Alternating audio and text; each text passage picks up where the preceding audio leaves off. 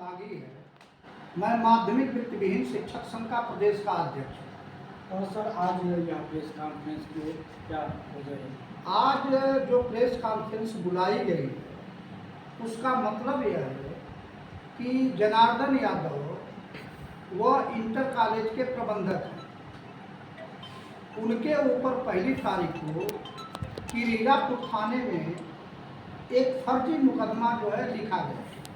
पहले तो एक लड़की वहाँ परीक्षा देने आई थी, जो बगल के गांव में ही विद्यालय वो चलता है। वह प्रबंधक सबसे पहले दबाव बना रहे थे कि इस लड़की का नकल कराइए। उन्होंने मना कर दिया कि परीक्षा में हम किसी की कोई मदद नहीं कर सकते।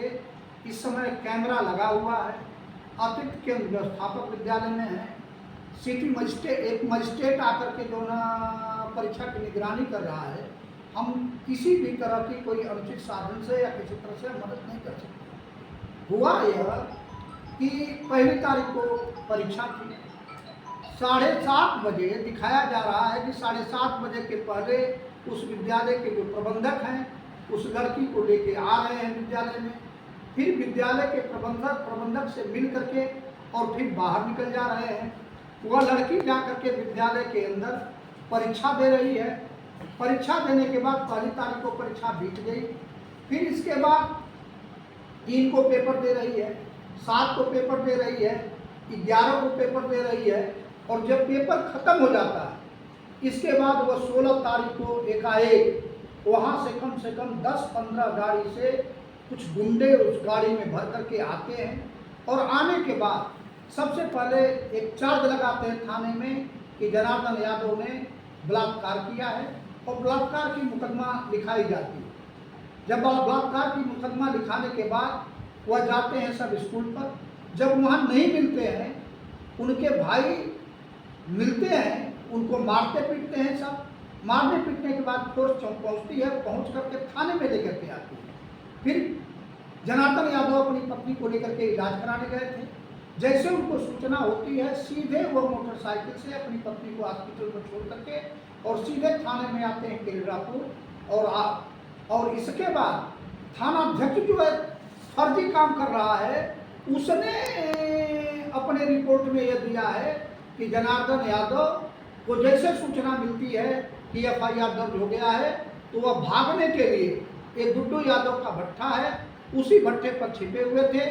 और तब तक सूचना पा करके फोर्स पहुंची मुखबिर से, और जैसे ही वो भागने के फिराक में पकड़ा और पूछा नाम तो पता है कि जनार्दन यादव मेरा नाम है और मेरे ऊपर FIR हो गया, इसलिए फरार होने के लिए मैं जा रहा था, लेकिन तब तक पकड़ में आ गया। जबकि जनार्दन यादव सीधे मोटरसाइकिल से जैसे सूचना मिली थाने के अंदर आए। अब उसमें मामला यह हुआ, पहले बलात्कार का आरोप लगा। इसके बाद CO उनसे पूछता है कि आप बताओ वो लड़की प्रेग्नेंट है। तो जनार्दन यादव कहते हैं कि लड़की प्रेग्नेंट है, मैं तो 10 बरस पहले ही नसबंदी करा चुका हूँ। जैसे ये जानकारी हुई है कि नसबंदी करा चुके हैं, वैसे जो है फिर वो लड़की अपने बयान से मुकर जाती है और मुकर करके कहती है कि नहीं, मेरे साथ बलात्कार नहीं हुआ है, छेड़छाड़ हुआ है। इसके बाद पुलिस कहती है कि चलो मेडिकल कराएंगे। उसने न तो आंतरिक मेडिकल कराने की बात कही, मना कर देती है कि मेरा कोई मेडिकल नहीं होगा, ना आंतरिक होगा ना बाहरी होगा, किसी तरह का कोई मेडिकल नहीं होगा।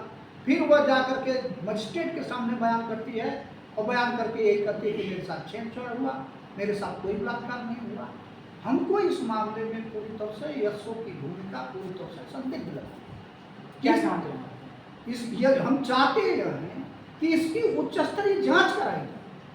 इसलिए जाँच कराई जाए कि जब तक किसी के ऊपर कोई आरोप लगा दे और पुलिस उसको उठा करके जेल भेज दे, जबकि लड़की ही बयान से अपने मुकर रही है, तो तत्काल जनार्दन यादव को जो जेल भेजा गया उससे SO की भूमिका पूरी तरह से संदिग्ध लगती है। वह उन लोगों से मिला हुआ है।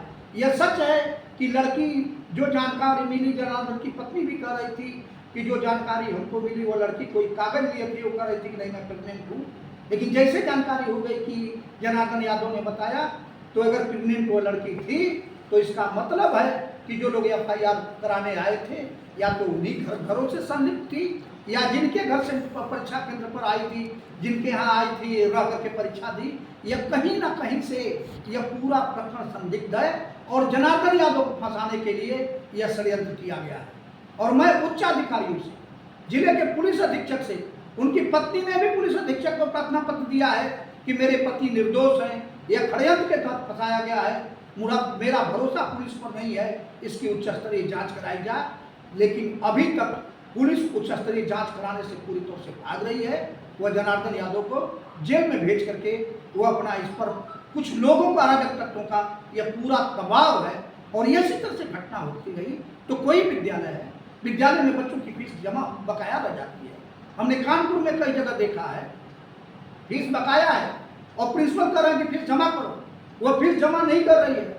और इसके बाद वो आरोप लगाती थी है कि विद्यालय के प्रिंसिपल ने हमारे साथ छेड़छाड़ किया। कई जगह इस तरह की घटनाएं आती है कि विद्यालय के प्रबंधक ने छेड़छाड़ किया।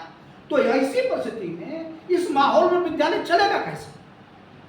क्योंकि बच्चों को आना है, गार्जियनों को आना है, महिला भी आएगी, पुरुष भी आएगा, इसके बावजूद भी इस तरह के आरोप लगेंगे और बगैर किसी की जांच किए जेल भेजा जाएगा। इसकी तो जितनी निंदा की जाए वह कम है। तो अगर मैं आगे इस पर कोई सुनवाई नहीं होती है तो शिक्षा विभाग क्या करेगा इस पर? हम इसीलिए जिले में भ्रमण कर रहे हैं कि हम इस जिले के प्रिंसिपल, प्रबंधक और सामाजिक लोगों को इकट्ठा करेंगे और चल करके एसपी से मिलेंगे कि सबसे पहले आप जो है जो जांच जो थानाध्यक्ष किरीरापुर कर रहा है वह पूरी तौर से उन अराजक तत्वों से मिला हुआ है और षड्यंत्र के तहत यह पूरी तौर से जनार्दन यादव से को बर्बाद करने पर तुला हुआ है। अब बयान दे दीजिए।